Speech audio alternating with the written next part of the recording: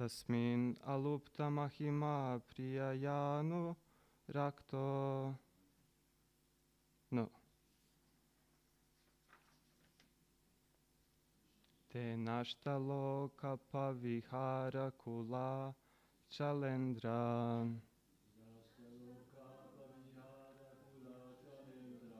Te nashtaloka pavihara kula chalendra. Dronishvananga sakamaruta sobagasya.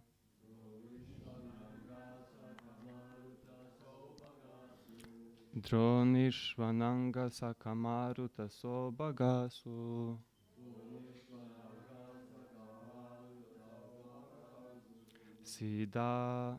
Sidair nutodyuduni pata shivasvanasu.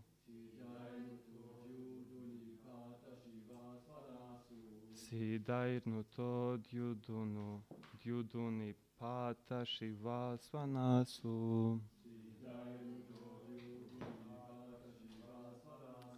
Reme chiramdana davalalana varuti. Reme chiramdana davalalana varuti. Okay, Prabhus.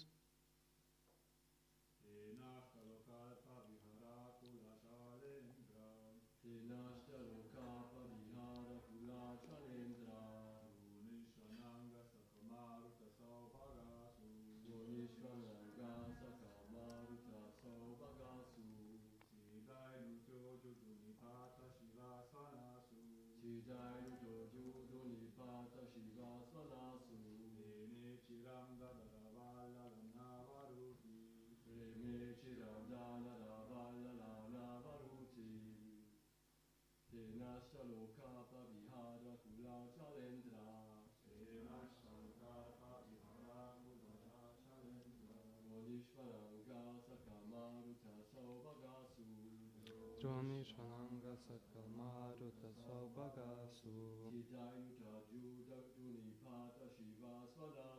Sidair nutodyuduni pata shivasvanasu. Reme chiramdana valalalava varuti. Mothers? Ah, going to the pro. You're my father.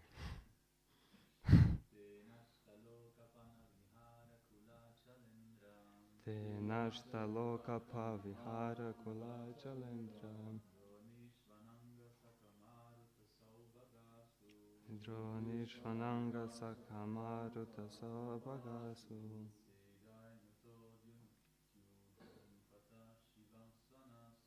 Shivairnutodyuduni pata shivasvanasu.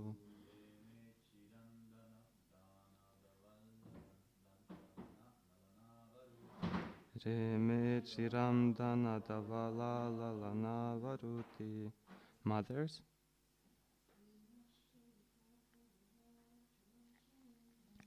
Te nashtaloka pavihara.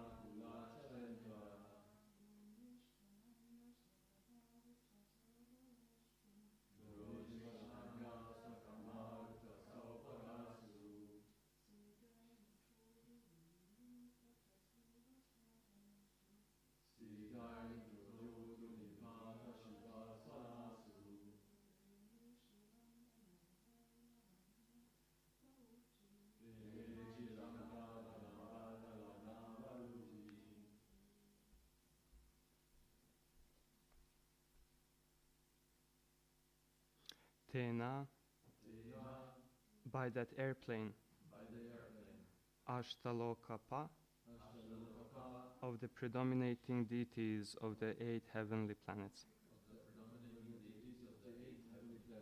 Vihara, the pleasure grounds. Kula Achala Indra, of the king of the mountains, Meru. Of the king of the mountains, yeah.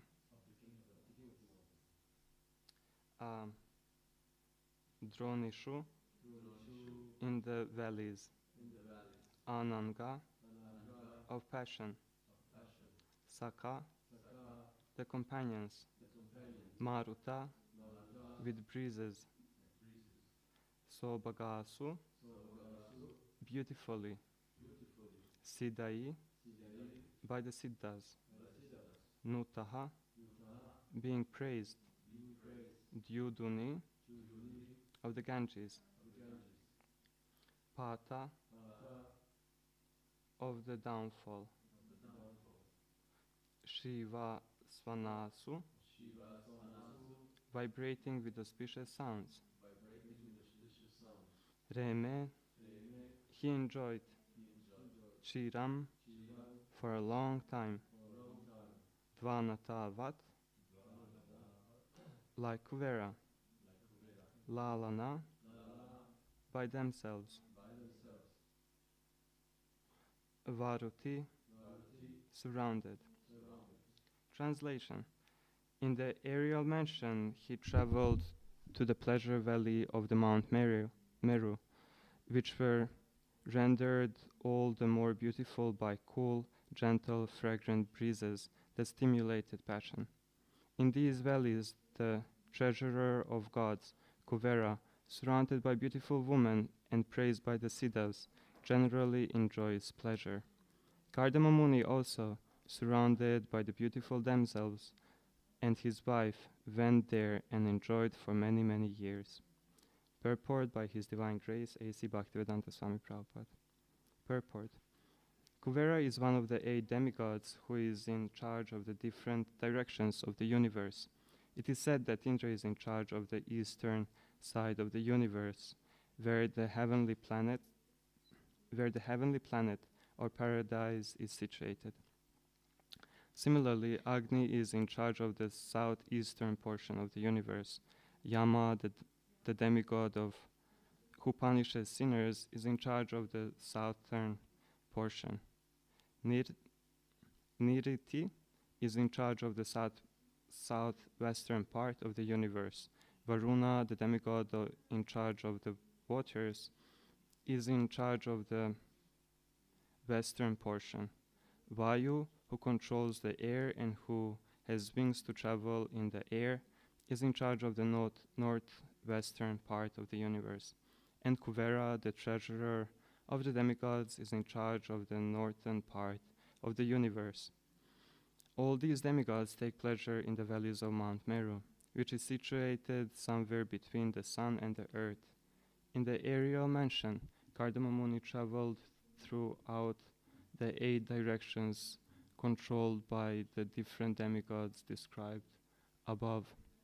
And as the demigods go to Mount Meru, he also went there to enjoy life. When one is surrounded by young, beautiful girls, sex stimulation naturally becomes prominent. Kardama Muni was sexually stimulated, and he enjoyed his wife for many, many years in that part of Mount Meru. But his sex indulgence was praised by many, many Siddhas, Siddhas, beings who have attained perfection, because it was intended to progenate good progeny for the good of universal affairs. Om Agyana Timirandasya Gyananjana Shalakaya Chakshurum Militam Yena Tasmai Shri Gurave Namaha Shri Chaitanya Manobishtam Stapitam Yena Bhutale Swayam Rupa Kadamayam Dadati Swapadantikam Vandeham Shri Guru Shri Yuta Padakamalan Shri Gurun Vaishnavamscha Shri Rupam Sagrajatam Sahagana Raghunatan Vitam Tam Sajivam Sadvaitam Savadutam Parijana Sahitam Krishna Chaitanya Devam Shri Radha Krishna Padam Sahagana Lalita Shri Vishakanvitamscha He Krishna Karuna Sindhu Dinabandhu Jagatpate Gopesha Gopika Kanta Radha Kanta Namastute Tapta Kanchana Gaurangi Radhe Vrindavaneshwari Vrishabhanu Sute Devi Pranamami Hari Priye. He Krishna Karuna Sindhu Dinabandhu Jagatpate Gopesha Gopika Kanta Radha Kanta Namastute. Tapta Kanchana Gaurangi Radhe Vrindavaneshwari Vrishabhanu Sute Devi Pranamami Hari Priye. Vanchakalpatarubhyascha kripa sindhubhya eva cha patitanam pavanebhyo vaishnavebhyo namo namaha. Hare Krishna, Krishna Krishna, Hare Hare, Hare Rama, Rama Rama, Hare Hare.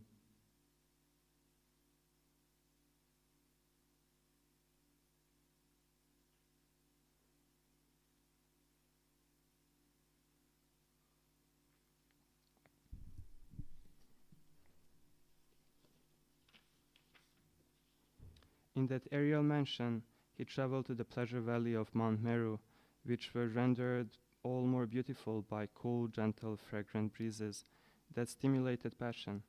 In these valleys, the treasurer of the gods, Kuvera, surrounded by beautiful women and praised by the Siddhas, generally enjoys pleasure.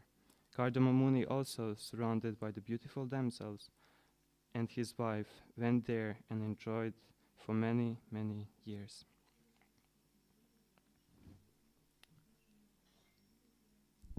There's a verse that comes, it appears in this chapter, and it goes, Kim dura padam tesham, pumsam uddama chetasa, yair ashtrita stirta padas, padayor yasa nardana. Asking that Kim dura padam, where is the difficulty for tesham, for that person, pumsam, for a man, uddama chetasa, who is determined, yair ashtritas, who has taken shelter of Tirthapadas of Krishna, Padayor, of the lotus feet, Yasanardana, who can diminish all obstacles. So Vishwanath Chakravarti Thakur writes,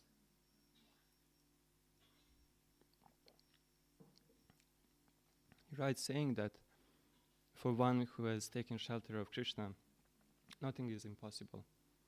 And why Kardama Muni is so special is because he obtained all this. He's not being praised because he's a great yogi, but he's being praised because he's a great devotee. And he has obtained everything in his life through devotional service. And because of it, he is glorified even more than a yogi. Yeah. So in the previous verse, also Vishwanath Chakravarti Thakur was writing that the whole place where they enjoyed, it appeared like the sky. Kardama Muni was like the moon, and all the themselves of all the siddhas living there were like stars. And also interesting, few verses later, verse 45, Prabhupada writes in the purport that usually like ordinary men, when they engage in sense enjoyment, they just forget the sense of time. But interesting enough that also Kardama Muni and Devahuti, they also forgot the passing of time. And they really, as per this verse and the verses before, they really appear like ordinary people, but at the same time they're being praised by the Siddhas. And they're praised by the Siddhas because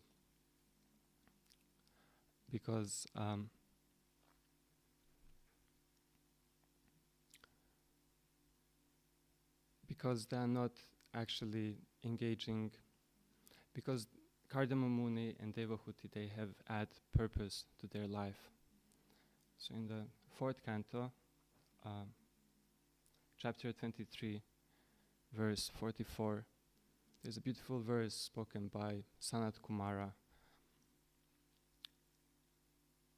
saying that Yat pada pankaja palasa vilasa bhaktya karma shayam gratitam udgratayanti shantaha tadvanna riktamatayo yatayo pirudda shroto ganas pada bhajanam vasudeva. It describes the lotus feet of Krishna. Yat pada, the feet of Krishna. Pankaja means the lotus. Yatpada Pankaja Palasa Vilasa. It means it is so tender like the lotus. And when we take shelter of the lotus feet of Krishna, in the mood of Yatpada Pankaja Palasa Vilasa Bhaktya, in the mood of devotional service, then what happens is that Karmashaya Gratitam Udgratayanti Shantaha. Karma means the fruitive activities. Ashaya means aspiration for the fruitive activities. So the aspiration for the fruitive activities, Karmashayam Gratitam. Grata are the roots. So the roots from our aspiration for fruitive activities, Karmashayam Gratitam Udgratayanti. They're being uprooted, Shantaha, for the devotee. Tadvanna Rikto Matayo Yatayo Piruddha. Yatayo means those who endeavor very much, but who are not devotees. It is simply not possible. They cannot even control their senses. Shroto Ganas. I forgot one word over there. Shroto Ganas. Something. Saying that Shroto Ganas Tam Aranam Bhajavasudevam. That they're simply being overwhelmed like rivers, like the waves in a river. So the desire of a living entity is like ripples on the river, and it can never be still. And Prabhupada gives a beautiful purport over there, saying that it is not possible to restrain our senses. It is simply not possible to kill the desires within us. But then he had something very poetic. Like you see Kardama Muni, he is enjoying with Devahuti, with his wife. And those rippers, they are always going to be there. But Prabhupada says it is only possible when the river meets the ocean. And the waves of the ocean, which are the desires of a spiritual master or the desire of Krishna, it simply overwhelms the living entity. So that's really the being overwhelmed by the instructions of our superiors, of the spiritual master, and ultimately of Krishna is the key is the key. And in the Bhagavad Gita 4:26, Krishna is saying that the regulated brahmacharis, they offer the hearing process and the senses into the fire of mental control. So basically they control their senses and they are offering it to the fire that is controlling the senses. Whereas the others, the regulated householders, they sacrifice the objects of the senses into the fire of the senses. And it means like object of the sense would be a piece of cake or a cookie, and sense would be the tongue. So basically what the grihastas are doing, they take the cookie and they take the cake and they eat it. And for the first one, I understand that it is a sacrifice, but how can eating a cake be a sacrifice for grihasta? And the verse goes that Shtotradin Indriyan Anye Samyam Agnishu Juvati Shabdadin Vishan Anye Indriya Agnishu Juvati 4:26.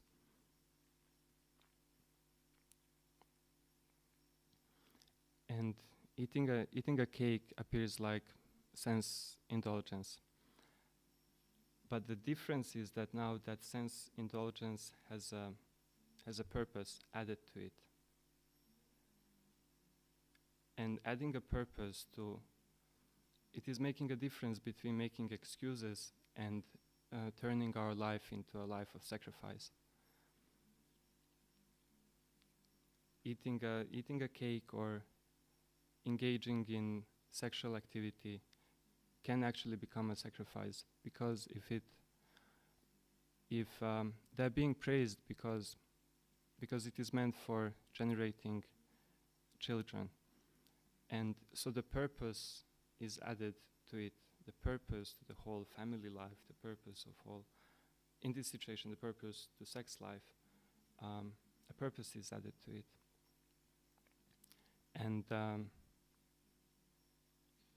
And being a being a father or a mother is a whole life of sacrifice, of doing things to others, for doing things to someone else than ourselves.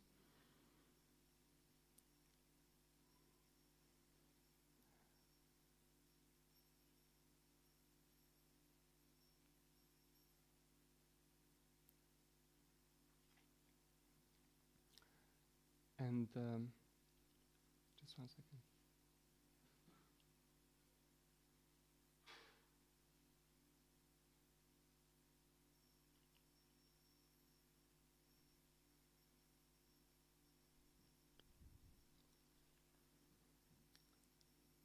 And yeah, also one point I wanted to talk about is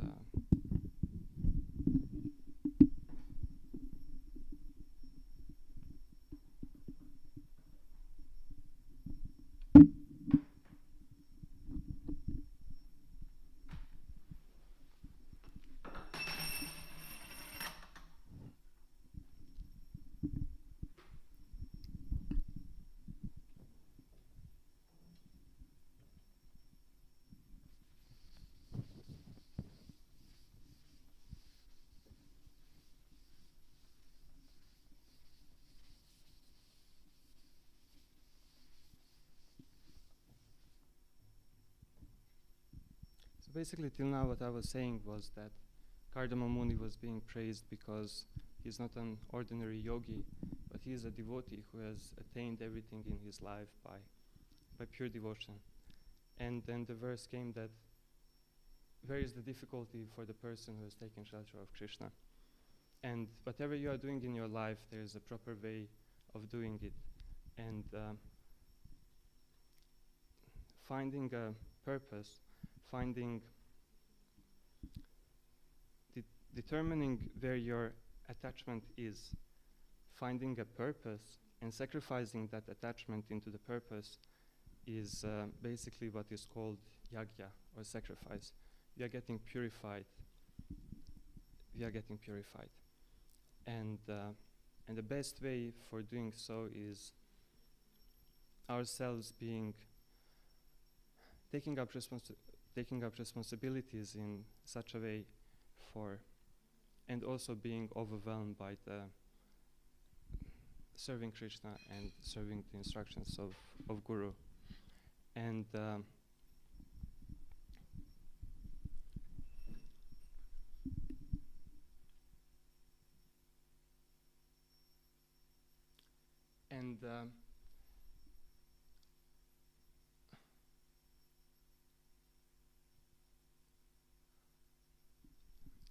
it really came to my,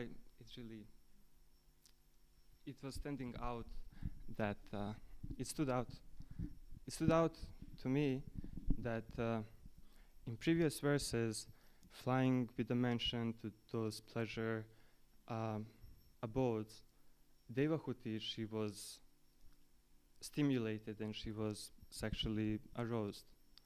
And in these verses, the situation of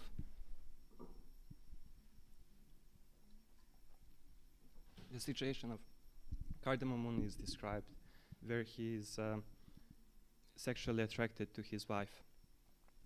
And this is kind of a very touchy topic. And I remember being in Mayapur, and they said that if you want to get the attention of the public, crack a joke or talk about sex. And this is also something that newcomers, when they walk inside, like devotees are so bold and they are talking about sex, regulatory principles and so forth, like poor people who are coming for first time, they're a little bit shocked that, my God, it's a bit overwhelming. And just the point that I want to stress is the beauty of putting a man and woman together who's pure, who find collective goal, a common goal of serving Krishna, and And if at the same time they're both attracted to each other and they share their life, that it becomes actually a sacrifice. It becomes an offering to Krishna. And something I'm how to say a little bit shy talking about is I think yeah, it's actually, I want to mention something about pornography because Krishna yeah, because in the verses before, Devahuti is attracted to Kardama Muni, to Kardama Muni only. And in this verse, Kardama Muni is very attracted to Devahuti. And like in the life of devotees, this is also the area we want to minimize, and we want to develop our pure love for God. And sometimes the way we do it can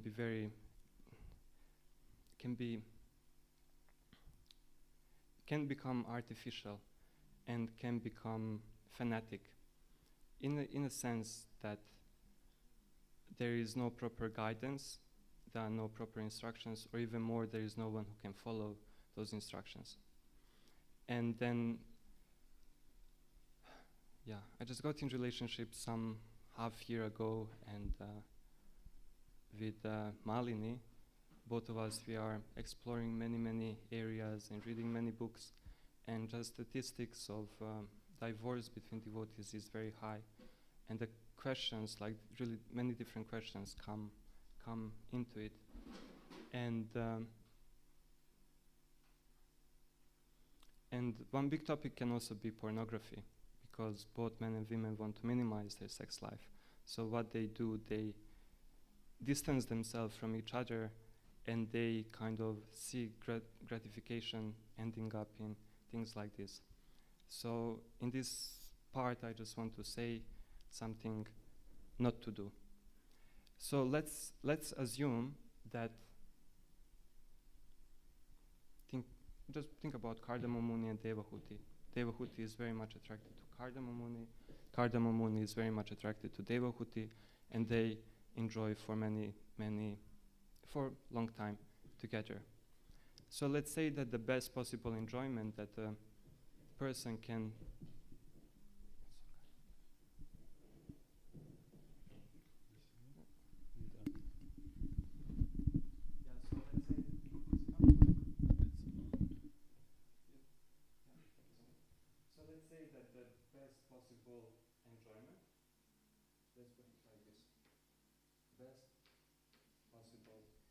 enjoyment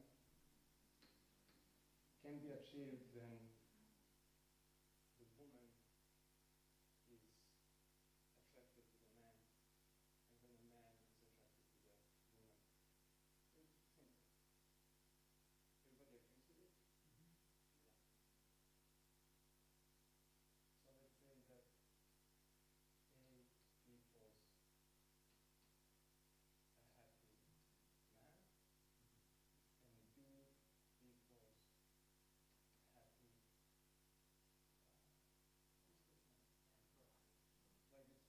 this, happy woman. So let's say that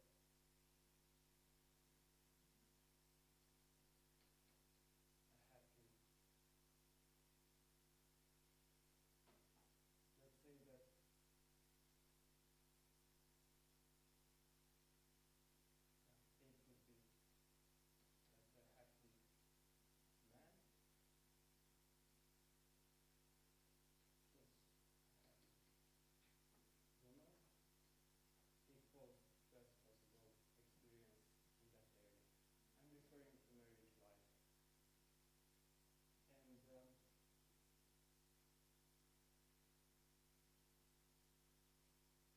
let's say that if a man watches pornography, and if he has seen some scenes over there, and he gets aroused, and he comes to the wife in such a mood, like how many women would feel aroused or attracted to the man, knowing that inside he's thinking of someone else?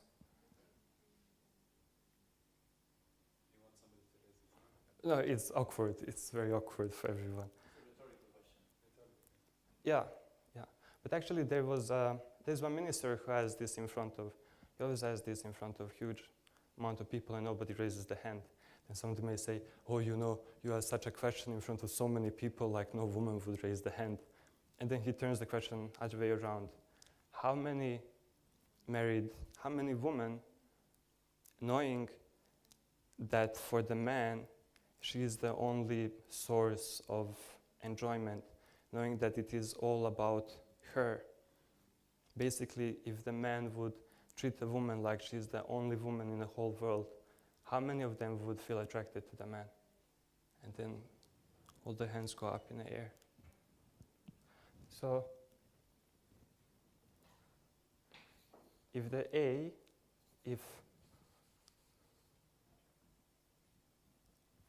so the man watching pornography contributes to an unhappy woman. Everybody agrees? Yes. Yes. Okay, so let's put, shall I write the word? Yeah. A man watching porn contributes to unhappy woman. Produces unhappy woman. So, yeah, let's put it this way. Happy man plus unhappy woman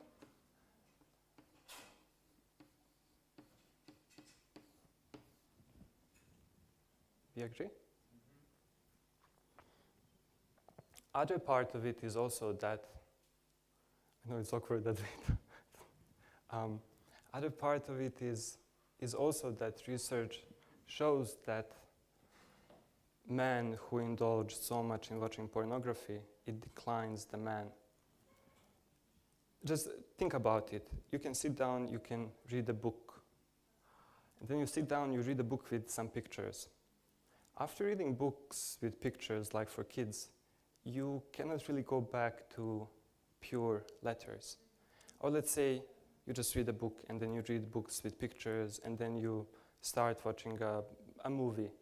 After a movie, I tell you, I bet you are not going to go back and read the pure text just because the sense stimulus is so high. You can't revert it. So also men who watch pornography, they always strive for more and more and more stimulus. And because of it, it goes into that area of overpowering the other person and goes into violence, perversion, child abuse. Yeah, many things. So, how to put it? A man who porn also equals to, like this, unhappy man. Yeah. So, what I mean to say is that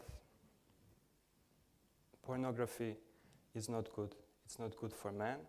It's not good for a woman. And like a challenge for an ordinary man would be to put away watching other girls on Facebook, on Instagram. And if you are in a relationship with someone, just try it out to fully dedicate yourself to that one person. And it would, consequently, when a woman knows that she is the only source of pleasure, and if she is being treated like she's the only, that it's all about her, like she's the only woman in the whole entire world, you can really see the magic happening between the two people of coming together and giving each other what they want. Speaking of it, I'm not speaking only about sex life. also it's even more important, like just increasing sex life, it won't resolve any marriage issues. It's not going to help. Coming together with similar, the mood of spiritual practice should match between the people. Like maybe I don't like the way Bashar is practicing spirituality, but I'm kind of okay because I'm not living with him. But for a long time, not anymore, I'm going, yeah. But imagine having a life partner and you're going to be with that devotee for the rest of your life. You really become picky of the particular way they practice spirituality. Also, it is so important to match intellectually, to match emotionally, to match and to really work out all the other areas of life. So simply increasing sex life, or even going into... I actually know devotees who had good intentions and who were distancing between themselves, and on one side, a person was ending up into doing things like this. It is very common in a devotee community, especially among young devotees also. And it's actually a really, really, really big issue.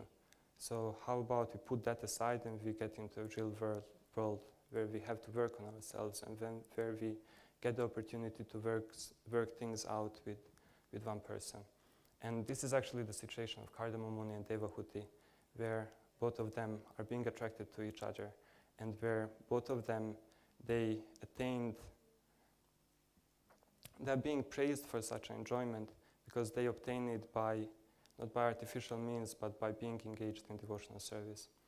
So, just to summarize the whole class,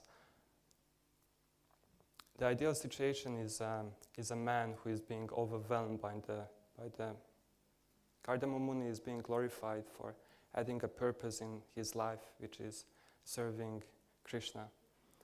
And Kardama Muni and Devahuti share that same purpose. And while sharing the same purpose, they're matching on all different levels, but at the same time, deep down, they are being overwhelmed by the higher instructions, and both of them are striving in that direction. And something, if you can pick up from this class, is put pornography aside and put watching into other ladies or in other men or flirting with other people aside.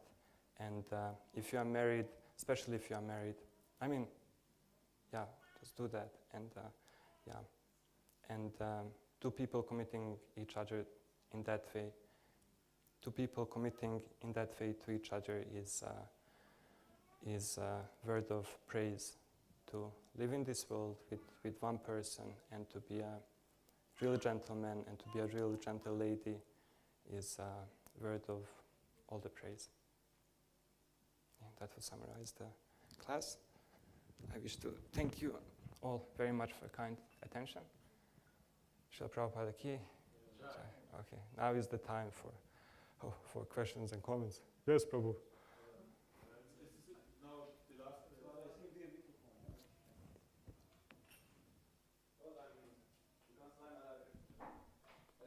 Hare Krishna, Krishna Krishna, Hare Hare, Hare Rama,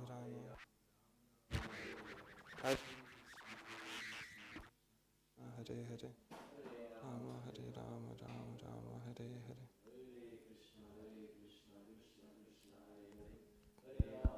Hare Rama, Rama Rama, Hare Hare. The last part was very interesting. Just get... Bashar, and can you move the camera? I'm setting. I just get a short, lightning realization, because you're talking about transcendizing this kind, because they worshipped indulging in the sexual activities, and then I got this lightning when I read the Markandeya Purana. They're similar, not similar, but it's in some kind similar. There is one hero called Svarochi, and I think he was a Gandharva, I think. And so he actually saved one woman, and then she told me, okay, if you marry me, then you also need to marry my two friends, because he also saved them. And then he was married to 3 women. And then there were some, I think, wie sagt man Ente auf English? Yeah, there were some ducks in the sea, and they were talking like, the animals, they were all criticizing Swarochi because they said like the ducks say, yeah, you see, this rascal Swarochi, he's like, when he's indulging with one woman in sexual activities, he's already thinking about the other woman. And said, but me and my man, we are like yogis. We are only thinking about each other. And also, there's a deer man coming, you know, and then there are many deers coming to him and want to approach him. And he said, I'm not like Swarochi. Don't come to me. I don't want many women and things like this. So animals criticizing him actually, and this is funny because the ducks, when they said that they are actually yogis because they only think about each other. So, and this is where I get the lightning about making it as a sacrifice to transcendize the sexual activities. Like you said, not like trying to distance yourself from the woman, but also actually to have your woman like the pornography. Actually to indulge it fully and also have like the full lust to their own woman. And this may be your pornography in that part, and live it in fully, but only to make the mind only focused about this person. And this is also brahmacharya kind. So make it in this. I think this is the way to sacrifice, to make it a sacrifice. Just all same like as you're chanting Mahamantra or meditating, whatever. Like trying always to focus your mind. So always try to focus your mind on the woman. And this, I think, this is the way to make it as a sacrifice and transcendizing it. So that's my comment. Transcending. Yeah. I have 2 mics now, yeah. So I'll be loud. Yeah. So, yeah, I actually like the way you are thinking about it. But if you can add to it using no contraceptive methods, then getting a child, that would actually turn it into a whole sacrifice, because it sounds to me that we are talking about enjoyment with no responsibility, although it is focused only on one person. And I tell you, if a woman hears that she is the source of pornography for a man, forget about her, she'll walk away from you. That's not a good idea. Yeah, but adding responsibility to it, which would mean raising a child and working for it. And that adds a whole new aspect to the whole sex life, where you feel responsible for whatever you are doing. And then, actually, the purpose of the whole class is just recognizing where we are standing and just being aware of where we are standing, and then taking serious steps to work our way up instead of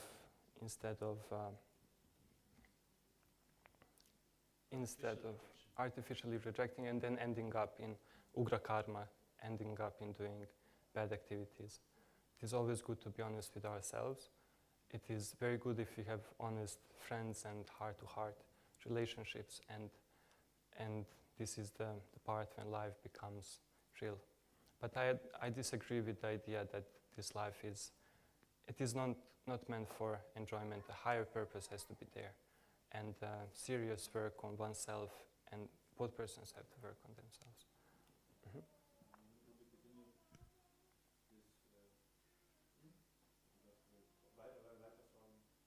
Yeah.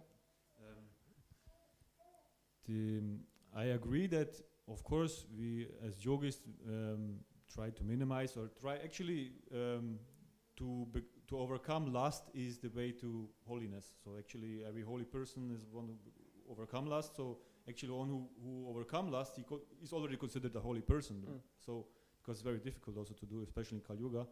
And so, what do you think about? Or my question is also, what is your opinion? How should people control it if they're not able to control? I mean, especially in Kali Yuga, it's everywhere pornography, everywhere is this kind of irritation.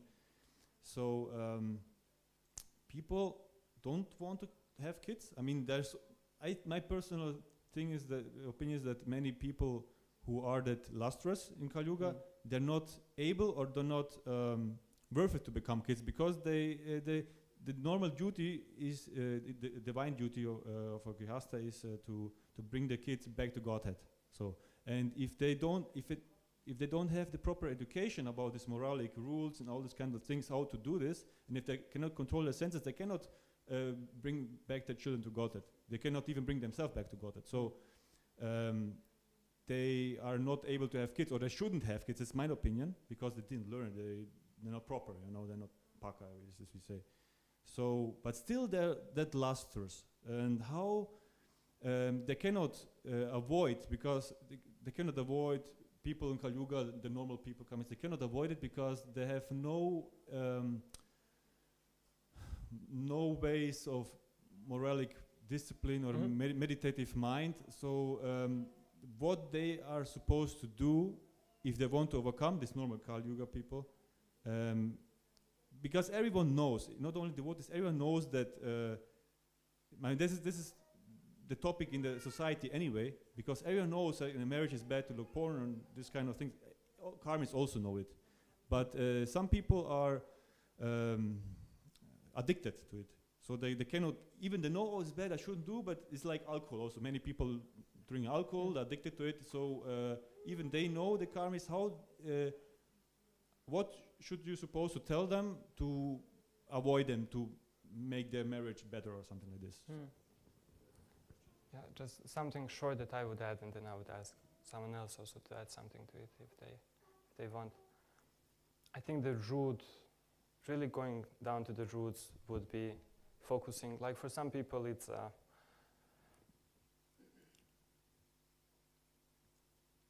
it.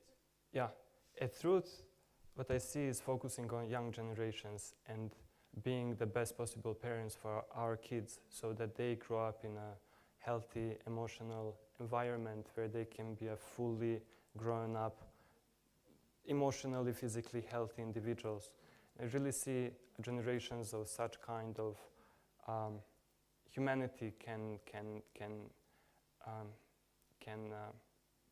such kind of devotees can have their life very easier. And what you are asking, I'm not going into that area, like at least for myself, I'm raising my hand and saying that for some people it is too late. But just not to discourage, I remember we asked Gauranga Darshan Prabhu in the class that how to overcome desires like this.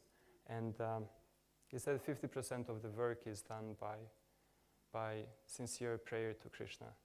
That Krishna, I mean, if you don't recognize you're having shortcomings, you go to Krishna and you say, Krishna, please, I want to see my shortcomings. I want to face them. And then once you see them, then you pray to Krishna, Krishna, please give me eagerness to overcome these shortcomings. 50%, actually this is coming from Shivaram Swami Maharaj. He's saying 50% of all the addictions, 50%, whatever it may be, it is done by sincere prayer to Krishna. And the rest 50%, you figure it out on yourself. Like, go early to sleep, have more scheduled daily routines, eat less at night, just apply some techniques, but that you can figure on your own. 50% is done by sincere prayer. Would somebody want to add something to it? Hare Krishna, thank you for discussing this sensitive topic. But I want to just say one thing and then ask a question. The thing is, I remember when I was in school, the thing our teachers used to tell us about porn, that why you should not watch it at all, because the thing is, when you watch this intense sense enjoyment, like this intense indulgence, then we start to build up. we start to we start to build up, like how do you say this? Like our perception of this enjoyment, the standards become really high, and like we watch this artificial enjoyment, and we think this is the best and this is the maximum, which is completely like, you know, like watching a movie. It's an act. It's people are acting, and we think this is sex life, and this is how we are supposed to enjoy it. So, and then coming to the reality when he goes to his partner to enjoy, Mm. he just doesn't meet the standards and become like how do you say this, disappointed. So it becomes for him, even watching porn is more fun than doing the real thing. Okay, so a question about the sacrifice. I'm not able to wrap up the question properly, so bear with me. Like how you're supposed to go into whatever it is, into this enjoyment, and then you call it a sacrifice because okay, I'm doing this because I'm not able to live without it, but still I'm going to do it according to scripture. So that it becomes called a sacrifice. But my understanding of a sacrifice is completely for the enjoyment of the Supreme. But when it becomes parallel, my enjoyment and the enjoyment of Supreme, so is this considered bhakti, or is it considered karma kanda or karma yoga? If I got the okay, as per the time, like anybody, the class is officially ended. Everybody can leave and take prasada. At 9 it ends. Nobody's out. 9:15. Yeah. Yeah, but you get the question, right? If like I got when you cook in the kitchen, you cook you make a cake, and okay, cooking is not the same as I think I got your question. But some part of you thinks this is going to taste good afterwards, but you're 100%. But still, part of you. This is for the enjoyment of the Supreme, and this is also for my enjoyment. So. I see. If I got your question right, you're asking that the concept of sacrifice is doing something for the satisfaction of the Supreme Lord, and doing how do we fit the concept of sacrifice in doing something for ourselves? Parallelly. How can it be something for ourselves, and how can it be something for the Supreme Lord at the same time? And if it goes together, is it a pure devotional service? No, it's not. It's not. Okay. Let me think about it.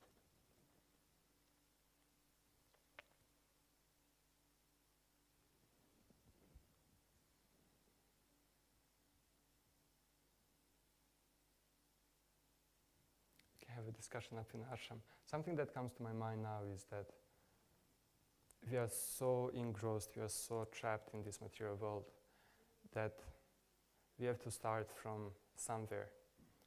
And having an ultimate goal of pleasing Krishna is essential. And then working things out like this, stop distancing for pornography or other bad things, and the point is that you have to start somewhere, and it sounds that it is more, you have to start somewhere, and the point is if you do things rightly, it is more pleasing actually. Yeah.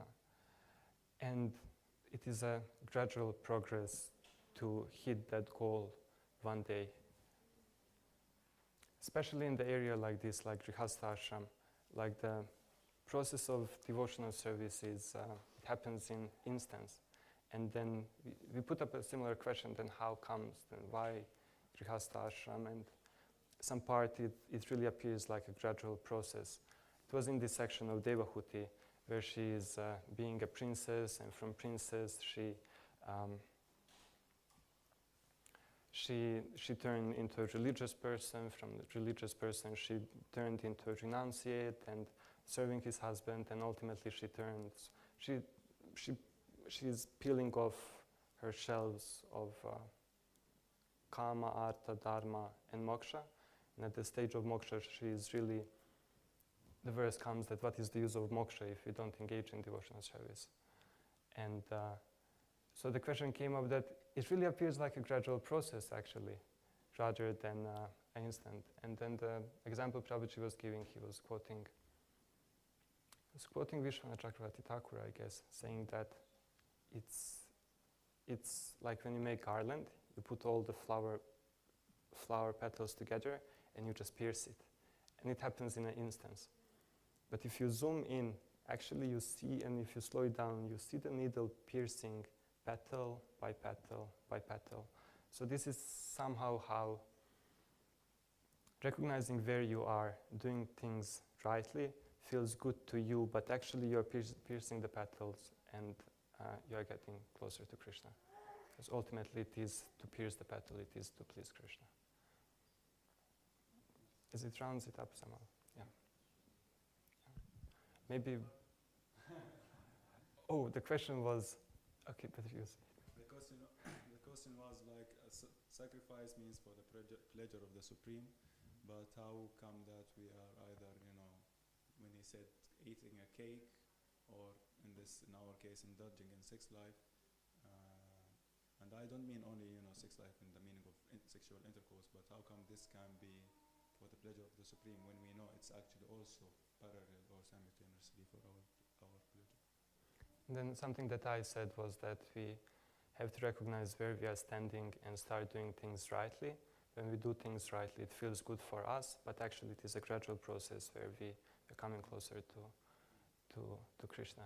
And just a short disclaimer.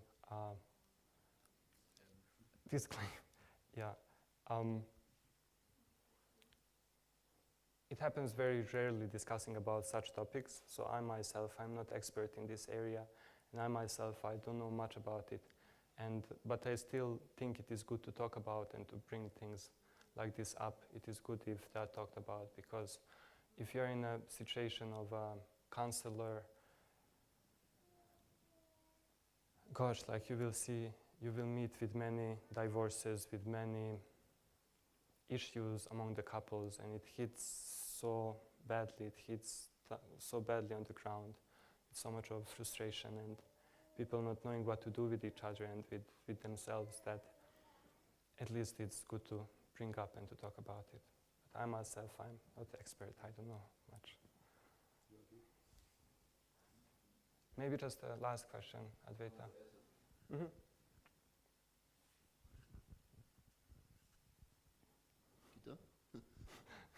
Thank you for the glass. Because Pasha asked if it's bhakti or kamakanda, if we, making a child, for example. I think it's not only about the moment of the interaction. So I mean, if you really want to have a child, then you have to make a conscious approach. You have to perform some samskaras. You have to purify your mind, your body, your heart, and then you engage in sexuality. But this is just a short moment. But then all the years after, when the baby is born, and I think then you engage it in Krishna's service, then it becomes bhakti. If you really take care of a child, if you really train it to become a devotee, if you do everything for it, that this child has all opportunities to, can practice bhakti yoga. So I think then you engage it in Krishna's service. It's not just, there's some enjoyment there in the beginning for a short moment, and I would not say it's kamakanda, but it's also not pure devotional service. Although Krishna says in the Bhagavad Gita that, I don't know in English, but he is the sexuality what is not in Widerspruch, I say, in contrary to what it just, what is in line with that, what is in line with Dharma. So it's also Krishna, if you have a really Krishna conscious approach, and of course there's some impurities, and that's why we're in Grihastha Ashram, and we have all these rules and regulation to purify us. But I think it's a process, not just one moment, that we can put it in a category now. It's bhakti, or is it karma kanda, or what is it? Thank you so much for taking off the pressure and a little bit zooming out that how to make that same very act into pure devotional service. And thank you just zooming off and seeing the fuller picture. It's easier to make sense that it is actually meant for Krishna. And just recently I watched a podcast from Namarasa Prabhu, with Nakula Das, maybe somebody watched it, about the Semen Retention Army. There's called Semen Retention Army. It is Prabhu helps devotees or people in general to retain their semen, to not masturbate, to not watch pornography, and because I can hear, and also from experience what other devotees told me, there's a big issue with young Prabhus. And it's like we discussed now in the class, pornography, it destroys actually the whole thing about marriage. You can't really enjoy anymore. You can't really appreciate the other partner anymore. You live in a fantasy, and it's actually very dangerous for a spiritual life. So it's it's a very, I mean, you break the principles. It's like, I think you can consider it like sexuality, same. And we should be really careful. I mean, just if you're interested in this topic, then check out Nakula Das on YouTube. I checked his channel a little bit. It's a little bit extreme, but also he makes a few good points. And if you have problems with it, then don't hesitate to find some solution to it. Yeah, the name is Nakula. Nakula Das. Nakula Das. Yeah, But it's very straightforward and yeah. that's good. That's good. Yeah, thank you for sharing the information. And Yamaraj had. Hare Krishna. It seems that just watching porn is an innocent video, but also to make that video, there's so much karma behind, you know. So many people is being forced, some of these actors, they are not really enjoying, or they're being forced to do this, or they're being, you know, to make the whole video. I don't want to go into details, but it really also, and then the amount of views that people gives, you know, also gives money behind. So there's money and also karma behind this. So it's not just an innocent video. Thank you for adding to the gravity of watching pornography. Thank you, Yama. I want to add something to it. Actually, I agree with him. Many devotees think also that transcendizing one thing is, for example, transcending. Okay, transcending one thing is also, there is an example where people say, okay, if you are addicted to alcohol, You can go. if you are addicted to alcohol, then at least you can try to think, if you're drinking wine, to think that the wine is Krishna, and if you're always thinking that wine is Krishna, then you transcending it, and then you become a devotee. So many people, many devotees selling this point, or eating prasadam food and then thinking it's Krishna and then transcending it. And it helps. I think it helps to one degree, but I think it's for beginners. It's my opinion, because if you say the brahmacharis in the old Vedic age, they lived with their gurus in the forest. They just eat fruits and roots, like yogic food, you know. And this helps also to overcome lust and control the senses. Clear. So of course, food, also controlling the food, also controls lust. Clear. Because it's in the psychology, it's one-to-one each other. It's like it's connected one-to-one, and so I think. If we want to overcome, of course, we can try to make it like in the beginning, like, okay, doing these things, and then think of Krishna, that this is Krishna, and connect to Krishna in transcending like this. But we should, later on, this is my opinion, to come to the old yogic principles, like to control also if you're advanced devotees, we should also try to not eat like sweets, even if it's prasadam, you know, or things like this, just try to be as yogi, you know. So that's my opinion, what you're thinking about it. Yeah, I will keep it for after outdoors. We can talk more. Yeah, it's already time. If anybody has any question or wants to discuss, you are welcome. You can, do it between themselves or approach someone qualified in that area. Thank you, Advaita, for your contribution, and thank you, Bashar, for the question. Thank you, Yama. Thank you, everyone. I wish you a beautiful stay at Sri Dham Simhachalam. I wish you a beautiful day, and thank you for the opportunity to serve here and to be the part of the community. It's actually a very emotional part for me, because I came 2014 here, and the people who live here, they just play a big role in my life. Just the positions they have taken in my heart and in my mind is very strong, and life goes on, and after so many years I feel like a child spreading his wings and going out, and just thank you so much for all the opportunities and for tolerating me, and Simhachalam is all like my heart is here. And I just want to thank for all the friendships and all the kindness all of you have showered, and for all the challenges that made me grow. So thank you very much, and it's an honor to be here. It's not a Yeah, so we are also very, very, very grateful for your association, for your inspiration. I think many people gained a lot of inspiration from you being here as a brahmachari. You're such a dedicated devotee. The way you memorized, Bhagavad Gita back and forwards, and it's just a very, very amazing to have had you here. And we certainly will miss you very, very much. And we wish you all the best in your onward journey. And we wish you a lot of success and prosperity. And if we can celebrate with you here your marriage, I am looking forward to have my we will be very, very, very glad. So, no, really, I think every devotee has a great appreciation for all your services, your dedication, your just your example of your cooking as well. The most amazing samosas and prasadam.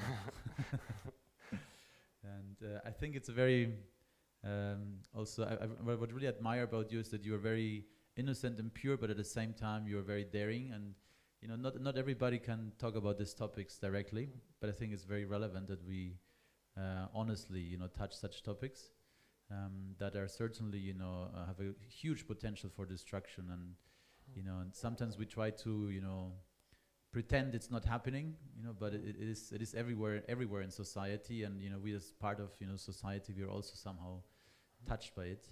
So it's very relevant that we discuss these topics, and it's very important to, and especially in this sequence of the Bhagavatam, it's a very interesting sequence of the Bhagavatam where this topic is is brought up. We can't avoid this topic because of this section of the Bhagavatam. And I think it's really good, because otherwise we might not talk about it. And Devahuti and Karama Muni are an amazing example. And many times we sometimes get lost in this. Yesterday, Ananda Krishna was talking about this Pravriti Varga and Nimriti Marga, rejecting everything, or somehow indulging, or Yukta Vairagya. So this is what we need to learn. We need to learn to be balanced, honest, and try to be, Yukta Vairagya is the key. Try to somehow, everything that we have, and abilities, tendencies, find a way that it is connected with Krishna. And then it becomes, it can be purified. And I really like the way you emphasize adding purpose to our life. So if we add a purpose, if we have a purpose, a common goal, that makes the whole difference. So thank you very much for your lecture, and we wish you all the best. And we certainly will have a. We're still not sure when you're leaving, but we'll celebrate the whole next days. Thank you so much. Hare Krishna. Gauranga Gunarnava Prabhu ki jai. Gaura Bhaktavinda ki jai. Srila Prabhupada ki jai. Jai.